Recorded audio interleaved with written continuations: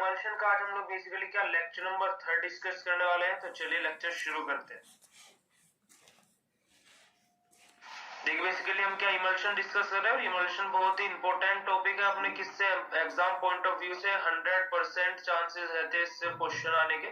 Okay, तो देखिए अब हम क्या स्टेबिलिटी ऑफ इमल्शन पे आ गए। हम लोगों ने क्लासिफिकेशन और इमल्शन पूरा का पूरा क्या होता है देख लिया है। 2 लेक्चर्स हम ऑलरेडी डिस्कस कर चुके हैं इमल्शन के। आज हम लोग बेसिकली क्या स्टेबिलिटी के बारे में डिस्कस करेंगे। कुछ हम लोगों ने क्या अपने लास्ट जो लेक्चर था वहां पे हमने क्या जो हमारे कुछ हमारे इमल्सिफाइंग एजेंट्स थे, कुछ ऐसे ही इमल्सिफाइंग एजेंट्स थे तो बेसिकली क्या अपने इमल्शन को स्टेबल नहीं कर पा रहे थे, है ना। स्टेबिलिटी जो थी अपने इमल्शन की वो केवल क्या अपने थिकनिंग एजेंट की तरह यूज कर पा रहे थे हम, पर लेकिन क्या जो अपने एलेक्सर इमल्सिफायर्स थे बेसिकली मैं आपको बता देता हूँ, तो वो क्या बेसिकली स्टेबिलिटी इमल्शन की नहीं कर पा रहे थे, बल्कि वो क्या थिकनिंग एजेंट की तरह हम उनको यूज कर पा रहे हैं तो अपने इमल्शन के अंदर बेसिकली।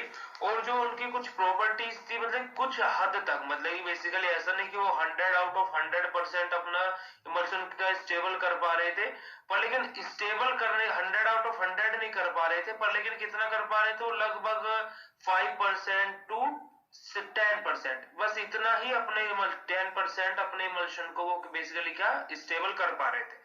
और इतना स्टेबल इमल्शन हमारे क्या किसी भी काम का नहीं है, कम से कम वो 70% से तक तो कम से कम स्टेबल होना ही चाहिए। ओके, तो अब हम बेसिकली क्या स्टेबिलिटी ऑफ इमल्शन देख लेते हैं। स्टेबिलिटी ऑफ इमल्शन बेसिकली होता क्या है। देखिए सबसे पहले हमारा क्या यहाँ पे सिलेक्शन में कंटेनर्स बेसिकली क्या हमारे फिजिकली इनस्टेबिलिटी जैसे क्रीमिंग, फ्लोकुलेशन, फेज इन्वर्शन, जैसे अपना क्या कोलेसेंस होता है, क्रीमिंग होता है, फ्लोकुलेशन होता है और क्या ब्रेकिंग होता है किसका अपने गुड इमल्शन का। ठीक है, ये चारों की चारों प्रॉपर्टीज आज के लेक्चर में इंपॉर्टेंट होने वाली, क्योंकि इन चारों प्रॉपर्टीज के ऊपर ही आज का हमारा पूरा लेक्चर है। क्रीमिंग के ऊपर, अपने बेसिकली फ्लोकुलेशन के ऊपर, ब्रेकिंग के ऊपर और अपना क्या कोलेसेंस के ऊपर। तो जो अपना गुड इमल्शन है बेसिकली गुड इमल्शन मतलब क्या है, इसकी स्टेबिलिटी भी अच्छी होगी और स्टेबिलिटी अच्छी है तो इस वजह से हमने इसको क्या बोला है, गुड इमल्शन बोला है। तो जो अपना गुड इमल्शन है तो उसके लिए जो 4 प्रॉपर्टीज रहती है 1, 2, 3 एंड 4, तो इनको हम 1 बाय 1 करके डिस्कस करते हैं। देखिए सबसे पहले इनस्टेबिलिटी ऑफ इमल्शन, सबसे पहले क्या होता है, emulsification is not a spontaneous process and hence emulsion have minimal stability. क्या बेसिकली क्या बोला, जो हमारा इमल्सिफिकेशन है वो क्या है कि स्पॉन्टेनियस प्रोसेस नहीं है। मतलब क्या स्पॉन्टेनियस है, मतलब कि अचानक से हो जाने वाली प्रोसेस नहीं है। Hence emulsion have a minimum stability, क्या जो हमारी क्या मिनिमम स्टेबिलिटी रहती है किसकी बेसिकली अपने इमल्शन की। सेकंड पॉइंट क्या बोला है, resonance for instability can be understood from the nature of instability phase and their interfacial properties। देखिए बेसिकली यहाँ पे कुछ स्टेप लिखे हुए हैं, ये एक स्टेप यहाँ पे लिखा हुआ है, नेक्स्ट स्टेप नेक्स्ट स्लाइड में, when two immiscible liquid are agitated together, जब हम 2 immiscible liquid को एक साथ में मिलाते हैं तो उसके बाद में क्या होता है उनका सबसे फर्स्ट स्टेप में क्या था, दो हम इनमिसेबल लिक्विड को क्या कर रहे थे, एक साथ में क्या कर रहे थे, मिक्स कर रहे थे, एक जगह पे क्या कर रहे थे, उनको 2 अपने इनमिसेबल लिक्विड को एडिशन कर रहे थे। ठीक है, सेकंड स्टेप में क्या हुआ, pour aqueous and non polar oil liquid are mix together. जो हमारा नॉन एक्वस सॉल्यूशन है बेसिकली और नॉन पोलर यानी कि ऑयली सॉल्यूशन जो है हमने उनको पोर कर दिया एक जगह और मिक्स कर दिया एक साथ। उसके बाद one of the liquid forms small droplet and get disperse into the other liquid. क्या बेसिकली जो हमारा एक लिक्विड है या तो वाटर हो सकता है या फिर वो ऑयल हो सकता है, उसमें क्या उन दोनों में से क्या है कि स्मॉल ड्रॉपलेट फॉर्मेशन कर लेगा। अब देखिए वो कंडीशन हमारी किसके ऊपर बेस रहती है कि हमारा ऑयल इन वाटर इमल्शन है, हमें ऑयल इन वाटर इमल्शन बनाना है या फिर वाटर इन ऑयल। यानी कि अब देखिए जो हमारी स्मॉल क्वांटिटी में प्रेजेंट होगा उसकी स्मॉल ड्रॉपलेट्स बनेंगे। मान लीजिए आपको क्या वाटर इन ऑयल इमल्शन बनाना है तो वाटर इन ऑयल। ओके, तो अब आप इस पॉइंट को समझिएगा कि यहाँ पे आपको ज्यादा क्या चाहिए, वाटर चाहिए या फिर ऑयल चाहिए। मतलब कि आपको मान लीजिए मैं मान लीजिए आपको एक बोतल दूं और बोतल को मैं क्या बोलूं आपको पानी में डुबोना है, तो बोतल का साइज बड़ा होना चाहिए या फिर वाटर की क्वांटिटी ज्यादा होनी चाहिए, आप बताइए खुद ही। तो आपको क्या बोतल का साइज चाहे कितना भी हो, बोतल का साइज आपको मान लीजिए 10 सेंटीमीटर की आपकी बोतल है तो आपको वाटर का क्या करना पड़ेगा, जो पूरी वाटर डिप करनी है तो अप्रोक्स 12 सेंटीमीटर, यानी कि आपका वाटर के अंदर डिप कर रहे हैं तो बेसिकली क्या आपका वाटर का साइज ज्यादा होना चाहिए किसके कंपैरिजन में, बोतल के। तो वो ही यहाँ पे बोला गया है कि आपका साइज बेसिकली क्या, वाटर इन ऑयल इमल्शन हम लोग पढ़ रहे हैं, तो वाटर इन ऑयल इमल्शन के अंदर क्या हो जाएगा अपना, basically water in oil emulsion के अंदर अपना आ जाएगा कि आपको ऑयल कम चाहिए और वाटर ज्यादा चाहिए, है ना, तभी तो वाटर के अंदर ऑयल आएगा। तो वही चीज है यहाँ पे, तो स्मॉल क्वांटिटी में क्या हो गया, ऑयल हो गया आपका। तो ऑयल की जो आपके ड्रॉपलेट्स रहेंगी बेसिकली, किसकी, अपने ऑयल की जो ड्रॉपलेट्स रहेंगी वो अपने किसके अंदर पोर होगी, अपने वाटर के अंदर। तो वही इस स्टेप को आपको आइडेंटिफाई किया गया है कि क्या, one of the liquid form small droplet and get dispersed in a other liquid. क्या बेसिकली जो हमारा एक लिक्विड है, दोनों लिक्विड हमारा, एक वाटर है आपके पास में और एक ऑयल है, तो जो कम क्वांटिटी में उसकी ड्रॉपलेट बनेगी और जो वो किसके अंदर डिस्पर्स होगी, आपके जो ज्यादा मात्रा में, क्या आपका ज्यादा मात्रा में वाटर, ठीक है। तो जो ऑयल है, ऑयल की ड्रॉपलेट बनेगी और वो किसमें डिस्पर्स होगी, आपके वाटर के अंदर। ओके, उसके बाद में नेक्स्ट क्या बोला, फॉर्म्स एंड इमल्शन। इसके बाद में क्या अपना इमल्शन का फॉर्मेशन हो जाएगा। ओके, इसके बाद में टाइप ऑफ फिजिकल इनस्टेबिलिटी के देखे, बेसिकली टाइप अपने चार हमने देखे थे, वो क्या क्या थे टाइप, अपने फ्लोकुलेशन था, क्रीमिंग था या फिर सेडिमेंटेशन बोल सकते हैं इसको। नेक्स्ट अपने क्या क्या, अपने कोलेग्रेंस था और लास्ट में अपना क्या था, फेज इन्वर्जन। ओके, अब देखिए हमारा क्या बेसिकली हमने डायग्राम अपना फर्स्ट स्लाइड के अंदर भी देख लिया था, अपना कोलेसेंस, क्रीमिंग, अपना फ्लोकुलेशन और ब्रेकिंग। ब्रेकिंग अपना क्या, फेज डिस्पर्जन भी हम इसको बोल सकते हैं। ओके, अब देखिए सबसे पहले हम लोग क्या फ्लोकुलेशन डिस्कस कर रहे थे। neighboring globules come closer to each other and form columns in the continuous phase। Basically क्या, जो हमारे नेबरिंग ग्लोब्यूल्स रहते हैं, मान लीजिए आपको कोई भी सॉल्यूशन है, ये आपका एक ग्रेन्यूल है और दूसरा ग्रेन्यूल है, तो इसका नेबर ये है, ये एक दूसरे के नेबर है बेसिकली, तो ये एक दूसरे के क्या आ जाएंगे, क्लोजर आ जाएंगे, मतलब कि एक दूसरे के क्या आ जाएंगे, पास में आ जाएंगे। कैसे, अभी आपका ये स्ट्रक्चर है, अभी एक दूसरे के पास में आ जाएंगे ऐसे। तो वही हमारा क्या, और क्या हमारा कोलोन्स का फॉर्मेशन कर लेंगे किसमें, अपने कंटिन्यूस फेज में। ये अपने क्या थी, कंटिन्यूस फेज थी, अब ये एक दूसरे के पास में आ गए, तो कंटिन्यूस फेज तब भी है पर लेकिन क्या एक दूसरे के पास में आ गए। The aggregation of globules is not clearly visible. जो हमारा एग्रेंटेशन रहेगा ग्लोब्यूल्स का वो हमें क्लियरली शो नहीं होगा। इसके बाद में आगे देखिए नेक्स्ट पॉइंट में क्या बोला गया है, नेक्स्ट पॉइंट में बोला गया this is the initial stage that leads to instability. ये हमारी क्या रहती है, इनिशियल स्टेज रहती है जो हमारी लीड करते हैं किसको, इनस्टेबिलिटी को, अपने इमल्शन के। नेक्स्ट पॉइंट का हम लोग का flocculation of the dispersed phase में टेक प्लेस बिफोर, ड्यूरिंग और आफ्टर किलिंग। क्या बेसिकली जो हमारा फ्लोकुलेशन रहता है किसी भी डिस्पर्स्ड फेज का, वो कब टेक प्लेस रहता है, मतलब जो फ्लोकुलेशन वाली स्टेप है वो कब हो सकती है, क्रीमिंग आने, मतलब कि जो अपना क्रीमिंग या फिर अपना जो स्लरी रहती है बेसिकली उसके होने के पहले भी हो सकता है अपना फ्लोकुलेशन, और उसके क्रीमिंग बन जाने के बाद में भी हो सकता है। ओके, अब देखिए basically to extend of flocculation of globules depend on, किस किस के ऊपर डिपेंड रहता है, ग्लोब्यूल साइज डिस्ट्रीब्यूशन, सेकंड है charge on the globule surface, और थर्ड वन अपना viscosity of the external medium. ये तीन अपने डिपेंड करते हैं अपने जो फ्लोकुलेशन रहता है, जो ग्लोब्यूल्स रहते हैं बेसिकली उनके ऊपर, ये तीन काम करते हैं बेसिकली, तीन के ऊपर अपना जो ग्लोब्यूल रहता है वो डिपेंड रहता है फ्लोकुलेशन का। सबसे पहले क्या, साइज डिस्ट्रीब्यूशन, सेकंड वन है charge of the globule surface, और थर्ड वन अपना viscosity of the external medium, मतलब कि एक्सटर्नल मीडियम की विस्कोसिटी कैसी है, चार्ज कैसा है अपने ग्लोब्यूल सरफेस का, और क्या अपना साइज डिस्पर्सन। ओके, अब देखिए ग्लोब्यूल साइज डिस्पर्सन बेसिकली सबसे पहले क्या है, uniform size globule prevent flocculation. क्या बेसिकली जो हमारे यूनिफॉर्म साइज के जो ग्लोब्यूल्स रहते हैं वो प्रिवेंट कर सकते हैं हमारा फ्लोकुलेशन।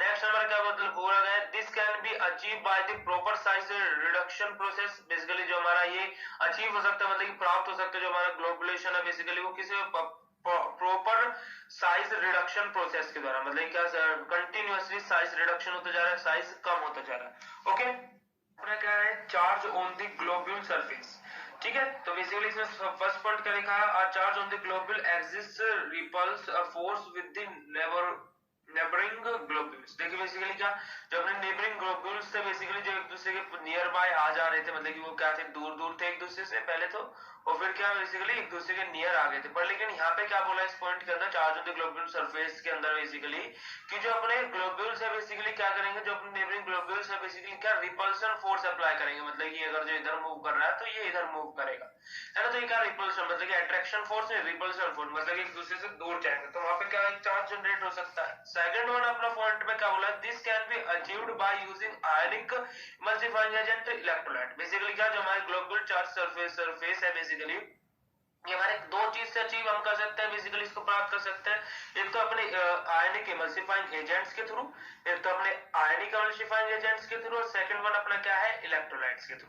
ठीक है, दोनों ही चार्ज कंटेन करते हैं। आयंस मतलब या तो पॉजिटिव या फिर नेगेटिव, कैटायन या फिर आयन हो सकता है, इलेक्ट्रोलाइट भी अपने पॉजिटिव या फिर negative extra cellular intercellular. Okay, इसके बाद में थर्ड वन अपना क्या है, viscosity of the external medium. If the viscosity of the external medium is increase, अगर जो हमारी एक्सटर्नल मीडियम की विस्कोसिटी क्या होती है, इंक्रीज होती है, the globules become relatively immobile and flocculated can be prevented. क्या बेसिकली, अगर जो हमारी एक्सटर्नल मीडियम की जो विस्कोसिटी है वो इंक्रीज होती है, तो जो हमारा फ्लोकुलेशन है उसके चांसेस भी बेसिकली क्या हो जाते हैं, प्रिवेंट हो जाते हैं, मतलब बेसिकली बढ़ जाते हैं। ठीक है, उसके बाद में क्रीमिंग, सेकंड वन अपना क्या रहता है, creaming. Creaming is the upward movement of dispersed droplet of the emulsion relative to the continuous phase due to density difference between two phases. देखिए बेसिकली क्या बोला गया है यहाँ पे, बेसिकली क्या बोला गया है, जो अपना क्रीमिंग है बेसिकली इसकी डेफिनेशन में एक बार और रीड कर लेते हैं। Creaming is upward movement of dispersed droplet of emulsion relative to the continuous phase due to density difference between two phases. Basically का जो अपनी क्रीमिंग अपना फॉर्म होती है वो इस वर्ड से बेसिकली आप समझ सकते हैं, due to density difference between two phases, मतलब कि जो हमारे दो फेज रहते हैं, दो फेज कौन कौन सी रहती है, एक तो अपनी ऑयली फेज रहती है, और सेकंड अपनी क्या रहती है, वाटर, है ना। तो बेसिकली जो अपनी दोनों की दोनों फेज रहती है, तो जो उनकी डेंसिटी के बीच में जो डिफरेंस है उसकी वजह से क्या अपना क्रीमिंग का फॉर्मेशन होता है। ओके, उसके बाद में सेकंड पॉइंट बोला गया, creaming is the concentration of globules at the top और बॉटम ऑफ द इमल्शन। देखिए बेसिकली क्या बोला गया, जो अपना क्रीमिंग है वो क्या है, एक कंसंट्रेशन है किसका, अपने ग्लोब्यूल्स का, किससे, टॉप से लेके बॉटम तक, मतलब टॉप से लेके बॉटम तक कैसे, जैसे मान लीजिए आपका कोई भी कंटेनर है, तो ये इसका क्या हो गया, टॉप हो गया है, और ये इसका क्या हो गया, बेसिकली बॉटम हो गया। तो जो अपना क्रीमिंग है बेसिकली क्या है, वो कंसंट्रेशन है बेसिकली किसका, अपने ग्लोब्यूल्स का, जो इनके बीच में क्या है, अपने ग्लोब्यूल्स प्रेजेंट है, तो इनके क्या है, कंसंट्रेशन का बेसिकली क्या है, बेसिकली क्रीमिंग अपना ग्लोब्यूल्स का टॉप से लेकर बॉटम तक का कंसंट्रेशन है किसी भी इमल्शन के अंदर। उसके बाद में थर्ड पॉइंट क्या लिखा है, ड्रॉपलेट लार्ज देन 1 मिलीमीटर में still, droplet larger than 1 millimetre में still preferentially to the top of the bottle under gravitational force। Basically क्या, जो हमारी ड्रॉपलेट बेसिकली क्या 1 mm यानी कि 1 मिलीमीटर से ज्यादा रहेगी, तो वो क्या बेसिकली टॉप से बॉटम में आके सेटल डाउन हो जाएगी। मान लीजिए आपका कोई भी इमल्शन है और यहाँ पे क्या है, आपकी कोई भी आपकी क्रीमिंग की ड्रॉपलेट है, तो इसका साइज अगर जो क्या है बेसिकली 1 mm से ज्यादा है, तो बेसिकली क्या आएगी, नीचे आके आपके बॉटम में, ये आपका क्या है, बॉटम है, तो बॉटम में आके क्या सेटल डाउन हो जाएगी, क्योंकि कि किसकी वजह से, ग्रेविटेशनल फोर्स की वजह से। ओके, इसके बाद में क्रीमिंग इज इन्फ्लुएंस्ड बाय, जो हमारी क्रीमिंग है वो किस किस के द्वारा इन्फ्लुएंस की जाती है, ग्लोब्यूल साइज की वजह से, viscosity of the dispersed medium, और थर्ड वन अपना क्या है, density in the difference in the density of the dispersed phase and dispersed medium. ठीक है, जो अपने दो मीडियम है, डिस्पर्स्ड फेज है एक तो, और जो डिस्पर्स्ड मीडियम है, तो उनकी बेसिकली डेंसिटी डिफरेंस की वजह से भी आपका क्रीमिंग का फॉर्मेशन हो सकता है। Okay, creaming can be reduce और प्रिवेंटेड बाय, देखिए बेसिकली अब हमारी हेडिंग क्या है कि हम क्रीमिंग को कम कैसे रिड्यूस कम कैसे कर सकते हैं, और प्रिवेंट यानी कि उससे बच कैसे सकते हैं। तो देखिए सबसे पहले क्या बोला है, reducing the particle size by homogenisation, doubling the diameter of the oil globule increase the creaming rate by a factor of 4। देखिए बेसिकली क्या बोला है, जो हमारा रिड्यूसिंग है, हमारा पार्टी जो हमारा होमोजेनाइजेशन है उसके पार्टिकल साइज को हम रिड्यूस कर देंगे, कम कर देंगे। उसके बाद में क्या, doubling the diameter of the oil globules, जो हमारे ऑयल ग्लोब्यूल्स है बेसिकली उनके जो पार्टिकल साइज है, जो उनके ड्रॉपलेट है, जो उनका डायमीटर है बेसिकली डायमीटर है, उसको हम क्या कर देंगे, डबल कर देंगे। ठीक है, उसके बाद increase the creaming rate by the factor of 4। Basically क्या, बेसिकली हम क्या इंक्रीज कर देंगे किसको, रेट ऑफ क्रीमिंग को, रेट ऑफ क्रीमिंग को हम क्या बेसिकली इंक्रीज कर देंगे और उसको फैक्टर करेंगे किससे, फैक्टर बाय 4 से उसका फैक्टर करेंगे। ओके, इसके बाद सेकंड पॉइंट का increasing the viscosity of the external phase by adding the thickness agent such as the methyl cellulose, tragacanth and sodium alginate. Basically क्या करेंगे हम, इंक्रीज कर देंगे, increase the viscosity of the external phase. External phase जो है अपना, मान लीजिए आपका कोई भी सॉल्यूशन है, उसकी जो एक्सटर्नल फेस है बेसिकली, इसकी विस्कोसिटी हम क्या करेंगे, इंक्रीज करेंगे और इसमें ऐड करेंगे क्या, आपने थिकनिंग एजेंट। ठीक है, थिकनिंग एजेंट जो अपने बेसिकली एलेक्सियर है, एमल्सिफायर थे, वो भी as an thickening agent work function करते हैं। तो उसका एग्जांपल क्या अपना methyl cellulose, tragacanth, methyl cellulose, tragacanth, sodium alginate. Okay, उसके बाद में थर्ड पॉइंट क्या लिखा है, reducing the difference in the density between the dispersed phase and the dispersed medium. क्या जो हमारा डिफरेंस है किसका, डेंसिटी का, अपने जो डेंसिटी का डिफरेंस है किस किसके बीच में, डिस्पर्स्ड फेस और डिस्पर्स्ड मीडियम में, इसको हम क्या कर देंगे, रिड्यूस कर देंगे। ठीक है, तो इन सब के द्वारा जो हमारी क्रीमिंग है उसको हम रिड्यूस कर सकते हैं या फिर अपना प्रिवेंट कर सकते हैं, यानी कि बचा सकते हैं अपने इमल्शन को क्रीमिंग, मतलब कि उसमें क्रीम का फॉर्मेशन होने से। ओके,